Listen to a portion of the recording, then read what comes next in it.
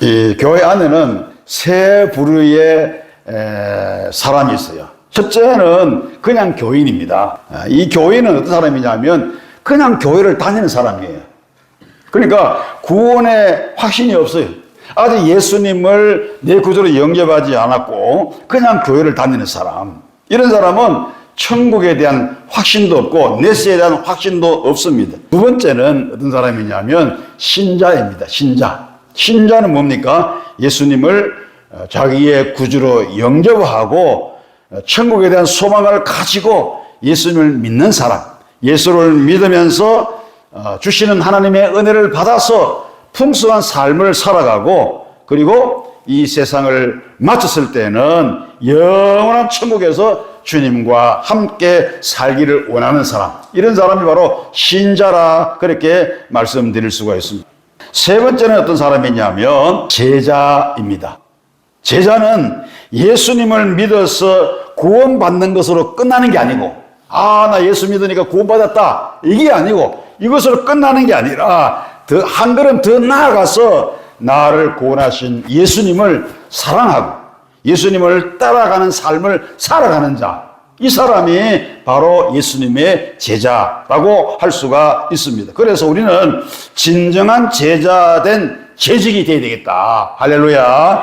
완전히 예수님의 제자화된 재직이 되어야 되겠다라고 하는 것입니다. 간신히 교회 다니는 교인은 믿음으로 구원받는 신자가 되어야 되고 믿는 신자는 생명 다해서 예수님을 사랑하고 헌신하고 충성하는 참 그리스도의 제자가 되어야 되겠다라는 사실을 여러분들에게 말씀드리고 싶은 것입니다. 그러면 첫째로 그리스도의 제자는 어떤 사람이냐? 고린도전서 1장 11절에 이런 말씀이 있습니다. 내가 그리스도를 본받는 자 된 것 같이 너희는 나를 본받는 자가 되라. 이렇게 말씀했어요. 그러니까 그리스도의 제자는 어떤 사람이냐? 첫째, 우리의 스승이신 그리스도를 본받는 자입니다. 할렐루야. 우리는 우리의 스승이신 예수님을 본받는 자가 되어야 된다는 거예요. 그 사람이 바로 뭐냐? 예수님의 제자라는 거예요.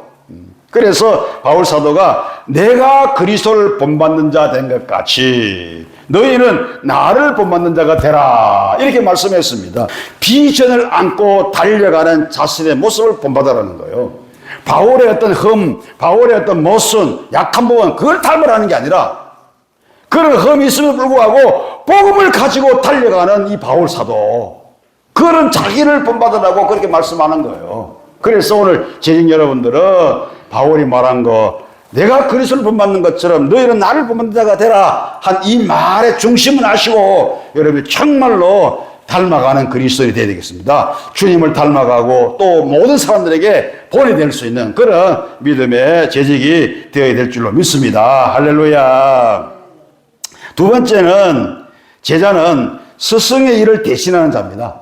마가복음 3장 13절로 15절에 보면 이런 말씀이 있어요. 또 산에 오르사 자기의 원하는 자들을 부르시니 나온지라 이에 12를 세우셨으니 이는 자기와 함께 있게 하시고 또 보내사 전도도 하며 귀신을 내쫓는 권능도 가지게 하려 하심이라 그랬어요. 자, 예수님께서 공생애를 시작하시면서 당신의 일을 대신할 자로 12제자라 12사람을 선택하시고 부르셨어요. 산에 올라가셔서 기도하신 다음에 당신이 원하는 자들을 부르시고 그들을 제자로 삼으셨는데 왜 그들을 부르셨는가? 여기 보니까 마가복음 3장 13절 15절을 보니까 세 가지 이유가 있어요. 첫째는 뭐냐면 함께 있게 하시려고. 함께 있게 하시려고. 그게 무슨 뜻이냐면 훈련시키시려고. 훈련. 이게 뭐냐면 다른 말로 우리가 줄여서 말하는 양육입니다. 양육. 다른 말로 말하면 교육입니다. 그 다음에 두 번째는 전도하게 하시려고. 전도하게 하시려고 부르셨어요. 전도는 뭡니까? 복음 전파. 오늘 우리가 다른 말로 표현하면 선교 혹은 말씀 전파. 그 다음에 세 번째는 귀신을 내쫓는 권능을 가지게 하시려고 부르셨거든요. 이거는 다른 말로 말하면 봉사입니다. 고침, 힐링. 영어로 말하면 힐링. 그러니까 교육, 선교, 그리고 봉사 이 세 가지. 이 세 가지는 주님이 이 땅에 오셔가지고 지상에 오셔가지고 하셨던 사역의 제일 중요한 3대 사역입니다. 3대 사역. 그래서 마가복음 9장 35절에 보면 이런 말씀이 있어요. 예수께서 모든 도시와 마을에 두루 다니사 그들의 회당에서 가르치시며 천국 복음을 전파하시며 모든 병과 모든 약한 것을 고치시니라 그랬습니다. 그래서 주님의 제자된 우리 개편교회는 정말로 주님이 하신 그 사역을 그대로 이루어드리는, 행하심으로 이루어드리는 그런 교회가 되고 그런 재직이 되어야 될 줄로 믿습니다. 자, 그 다음 두 번째는 그러면 제자된 재직의 특징이 뭐냐 하는 것입니다. 제자의 특징. 첫 번째 7가지 있는데요. 첫째는 삶의 목표가 뚜렷합니다. 삶의 목표가. 자, 마태복음 6장 33절에 보면 너희는 먼저 그의 나라와 그의 의를 구하라. 그리하면 이 모든 것을 너희에게 더하시리라. 할렐루야. 그래서 제자의 삶의 목적은 하나님의 영광을 먼저 구하는 것입니다.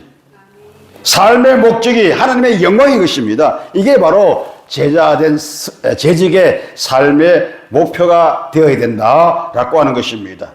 그 다음 두 번째, 진정한 주님의 제자는요, 어떤 특징이 있냐면 기꺼이 대가를 지불합니다.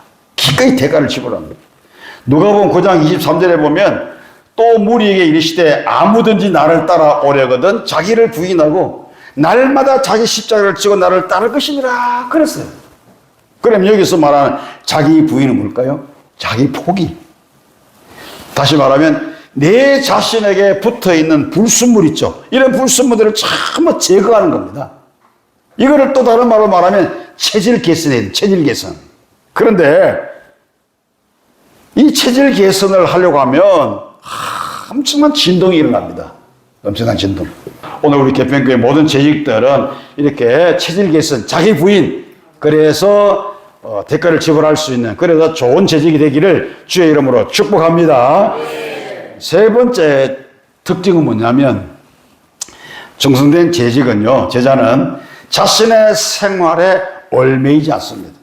디모데후서 2장 3절로 4절에 보면 네가 그리스도 예수의 좋은 병사로 나와 함께 고난을 받으라.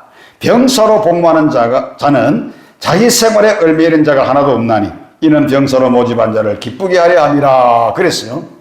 자, 여기 보면 세 사람이 나와요. 어떤 사람입니까? 첫째는 병사가 나옵니다. 병사. 그래서 충성된 주님의 제자는 병사와 같은 삶을 사는 겁니다.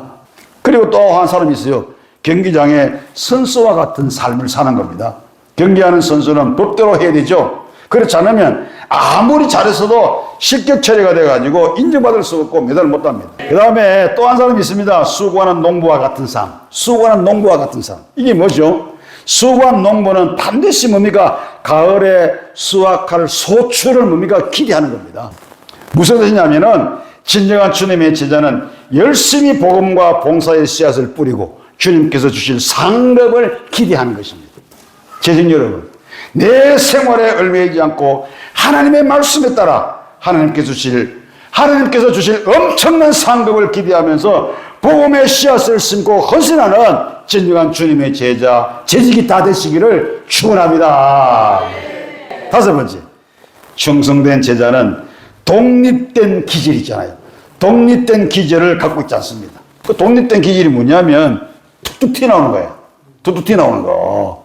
예를 들어서 교회 당회할 때도 그렇고 재직기 할 때도 그렇고 다 좋다 가는데 한 번에 거기서 탁 튀어나와가지고 이래야 됩니다. 저래야 됩니다. 그러면서 자기의 어떤 독립된 기질을 자꾸 드러내기 시작합니다. 여러분, 여러 사람이 원하고 거의 다 만족이 다 돼가면 그러면 내 의견이 받아들이지 않고 그 다음에 좀 부족하더라도 모두를 위해서 우리가 내 자신을 포기하고 거기에 맞춰 가야 되는 겁니다. 그게 뭐냐? 독립된 기질을 포기하는 겁니다, 여러분. 교회 재직은 기질이 강하거나 뭐가 나면 안 되기 때문에 이 뭐가 난 기질, 성질, 악질 이런 것들은 말씀으로 성령으로 깎고 또 다듬어 가야 되는 겁니다. 그래서 여러분들은 그런 기질이 있다고 생각되면 기도할 때마다 하나님, 나 뭐가 난 기질이 너무 많아요. 내 독립된 기질이 너무 많아요. 하나님이 말씀으로 성령으로 깎고 다듬어 주시옵소서. 주의 말씀으로 깎고 성령으로 깎게 될 줄 믿습니다. 한국교 성도들은 정말로 독립된 기질이 강해요. 연합할 줄 몰라요. 독불장군이 많아요. 그래서 힘든 목회자들이 많아요. 여러분, 임직서약 마지막 5번째 보면 이미 재직으로 중직으로 임직 받으신 분들도 다 했잖아요. 서약할 때 마지막 5번째 서약이 뭡니까?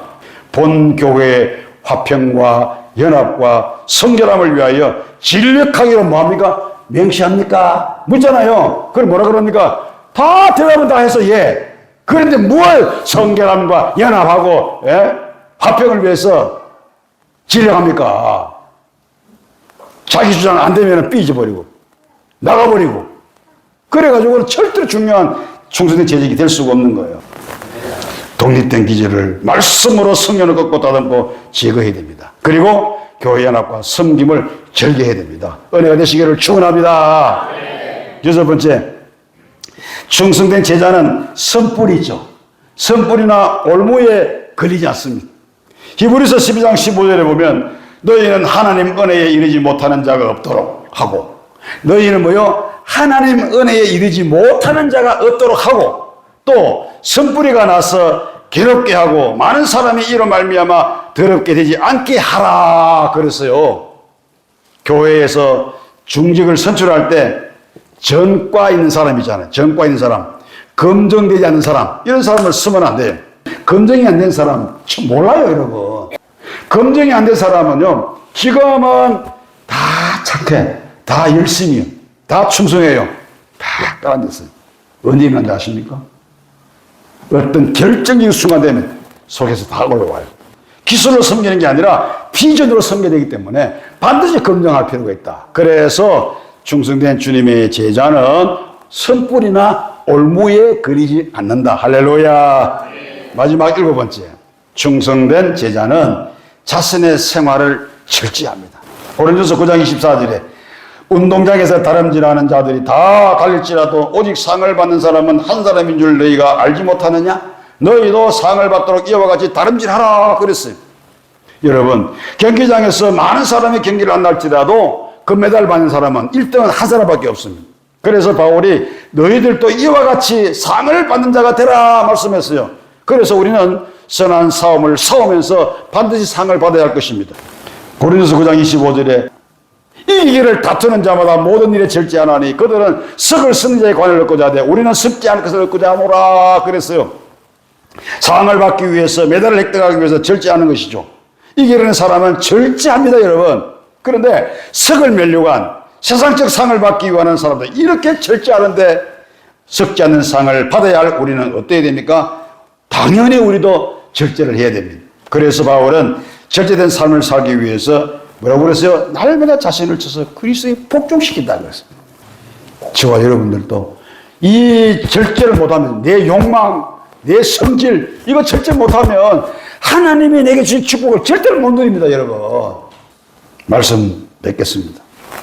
정말로 하나님 기뻐하시는 훌륭한 주님의 충성된 재직이 되어서 여러분들 때문에 교회가 부흥되고 여러분 때문에 교회가 잘되고 여러분 때문에 구원받는 생명이 많이 늘어나고 이 개평 지역뿐만 아니라 구미 전 지역 나아가더라 우리 대한민국 세계를 나가여 발돋움할 수 있는 그런 개평교회 자랑스러운 개평교회가 되시기를 주님의 이름으로 축원합니다.